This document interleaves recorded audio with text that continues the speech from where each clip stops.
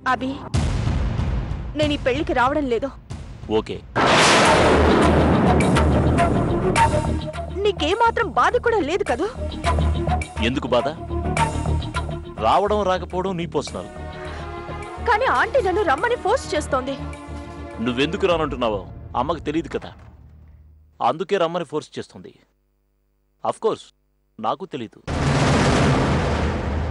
కానీ అమ్మకి చెప్తానులే నిన్ను ఫోర్స్ చేయొద్దని.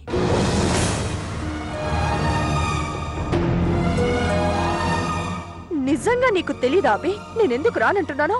తెలియదు. తెలుసుకోవాల్సిన అవసరం కూడా నాకు లేదు.